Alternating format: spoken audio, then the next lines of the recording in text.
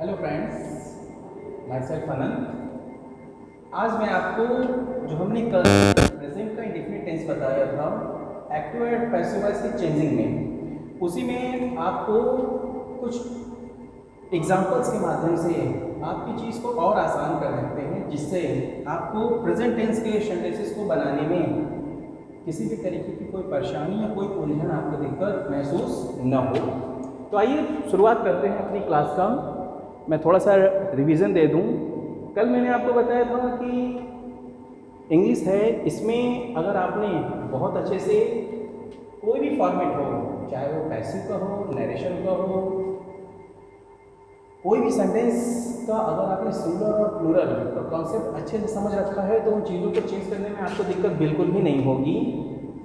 तो सबसे पहले बता दूं फिर से रिवीजन में, सिंगुलर आपके होते हैं ही, सी, इट और किसी का नेम, और आपके इस साइड में मैंने लिख रखा है प्लूरल, और ये है आपका आई, वी, यू और दे, जो मैंने कल भी आपको बताया था। कल आपको रूल्स में मैंने बताया था कि जब आपका सेंटेंस अफर्मेटिव फॉर्मेट का हो, अफर्मेटिव का मतलब साधारण, जब आपका सेंटेंस अफर्मेटिव फॉर्मेट में हो तब आप अपने इस टेंस के सेंटेंसेस को कैसे आप चेंज करेंगे पैसिव वॉइस में, वो आपको बता रहा हूँ। जब आपका सब्जेक्ट सिंगुलर हो, ठीक है, आप सबसे पहले सब्जेक्ट लिखिए, इज लिखिए, वर्ब की थर्ड फॉर्म लिखिए, बाई लिखिए और लास्ट में आप अपना ऑब्जेक्ट लिखेंगे। प्लूरल होगा, आप सब्जेक्ट लिखेंगे, एम का यूज करेंगे, जैसे आई के साथ होता है तो एम को आप आई के साथ लिखेंगे, बाकी जो रिमाइंडर बचा उनके साथ आप आर को यूज करिए, वर्ब की थर्ड फॉर्म दीजिए, बाई दीजिए और आप ऑब्जेक्ट। कल भी मैंने ये आपको बताया था। और आपको कल एक छोटी सी चीज और बताया था, सब्जेक्ट और ऑब्जेक्ट का। सब्जेक्ट में अगर ये कंपोनेंट्स हैं जैसे आई है तो ऑब्जेक्ट केस में आपका मी हो जाएगा, ठीक है। और अगर मी दे रखा है ऑब्जेक्ट केस में तो पैसिव बनाते समय आप उसको सब्जेक्ट केस में आई करेंगे, क्योंकि जो पैसिव होता है वो हमेशा कर्मवाच्य होता है। कल भी मैंने आपको बताया था कि जो एक्टिव है वो आपका कर्तावाच्य होता है और जो पैसिव होता है वह आपका कर्मवाच्य होता है, ठीक है। आइए एग्जाम्पल से आपको समझाता हूँ, आपको और आराम रहेगा समझने में सारी चीज़ों को। जैसे मैंने एक सेंटेंस लिखा, आई रीड बुक्स, ठीक है। आई आपका ये सब्जेक्ट हो गया, रीड आपका वर्ब हो गया और ये बुक्स आपकी ऑब्जेक्ट हो गई। मैंने बताया कि जब कभी भी आप इस टेंस का पैसिव वॉइस बनाएंगे तो जो पैसिव वॉइस होता है वो हमेशा कर्मवाच्य होता है। यानी कर्मवाच्य का मतलब कि आप अपने सेंटेंस में जो ऑब्जेक्ट दिया हुआ है उसे आप पहले यूज करेंगे। जैसे इस सेंटेंस में मैंने ऑब्जेक्ट क्या लिखा है, बुक्स, आप सबसे पहले बुक्स लिखिए, ठीक है।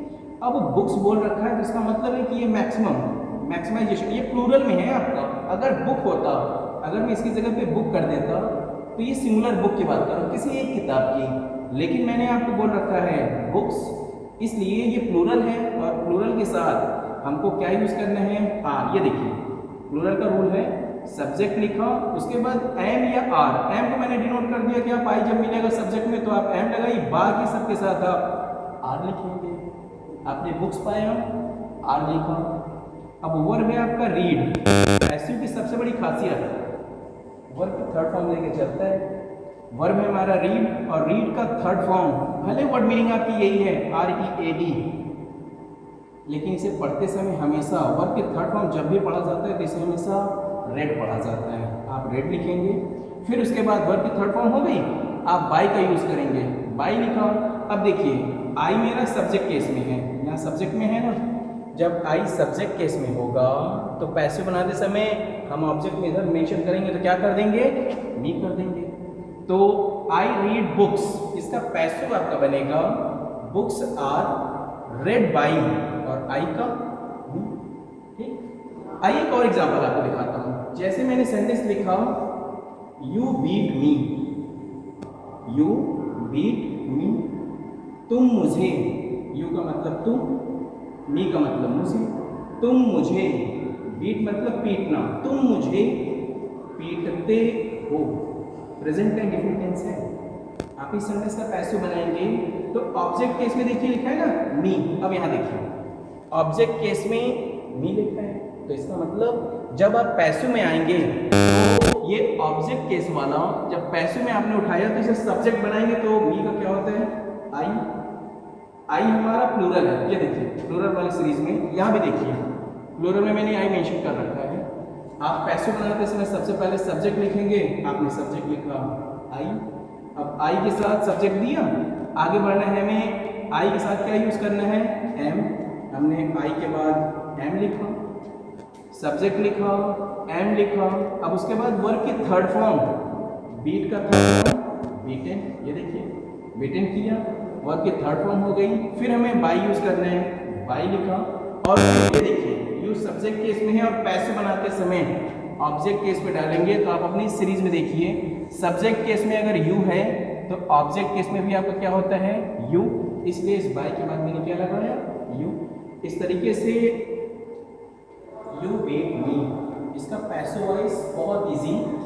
ऑब्जेक्ट केस को आपने सब्जेक्ट बना के आई लिखा, आई प्लूरल है, एम लिखा, वर्ब की थर्ड फॉर्म लिखा, बाई लिखा और फिर इस सब्जेक्ट को आपने ऑब्जेक्ट केस में डाला, आपका यू हो गया। ठीक, कोई भी सेंटेंस जो अपने नेचुरल फॉर्मेट में है, कोई भी सेंटेंस जो अपने नेचुरल फॉर्मेट में है वो उसका एक्टिव होता है, वो हमेशा एक्टिव में होता है।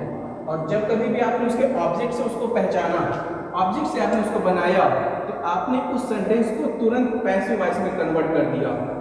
जैसे इसका हिंदी मतलब मैं निकालूं यू बीट मी, तुम मुझे पीटते हो।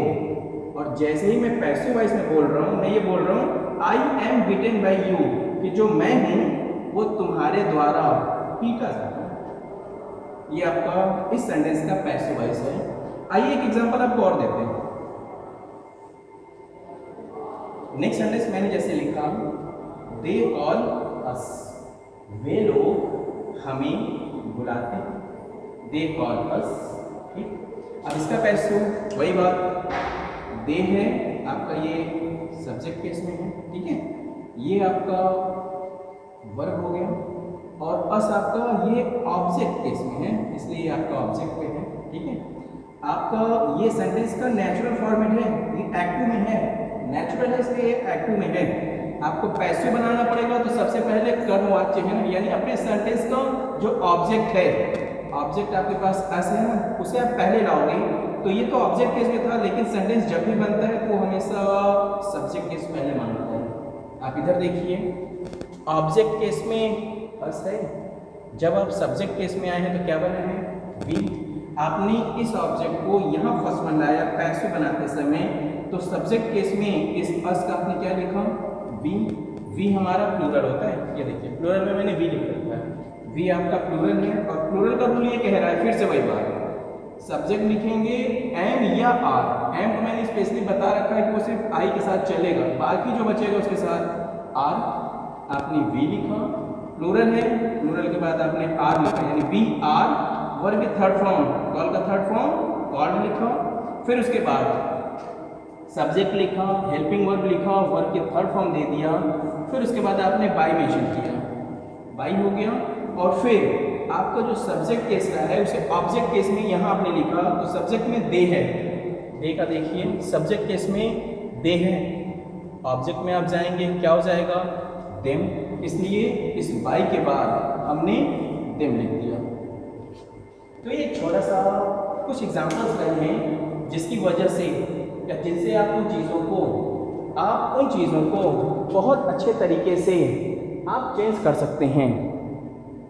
ये आपके प्रेजेंट इंडेफिनिट के अफर्मेटिव वाले सेंटेंसेस होंगे, तो आप उन्हें कैसे चेंज करेंगे, ये एक छोटी सी कोशिश की है आपको बताने की, समझाने की कि किस तरीके से जब हमारा सेंटेंस प्रेजेंट इंडेफिनिट का होगा तो मैं उसे अपने उस एक्टिव वाले सेंटेंस को मैं कैसे पैसिव में चेंज कर पाऊँगा।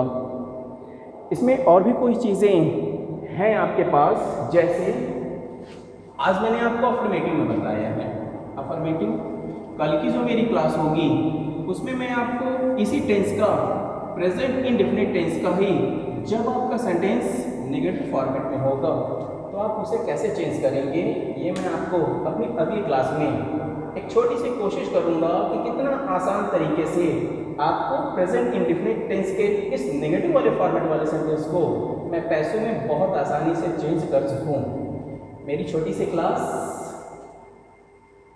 आप अगर हमारे चैनल पे नए हों तो आप हमारे चैनल को सब्सक्राइब करिए, लाइक करिए, और जहाँ कहीं भी थोड़ी कमी हो या कोई भी चीज़ ऐसी लगे कि हाँ मैं कुछ इम्प्रूवमेंट इस तरीके का भी हो तो ये चीज़ें और अच्छी हो सकती हैं, मैं चाहूँगा कि आप उसे ज़रूर सजेस्ट करें कि नहीं हाँ कुछ इस तरीके से भी चीज़ों को किया जाए, ताकि मैं और अच्छे से आप सभी लोगों को उन चीज़ों को बता सकूँ और अच्छे से आपको समझा भी सकूँ और अच्छी चीज़ों को आपको दे भी सकूँ।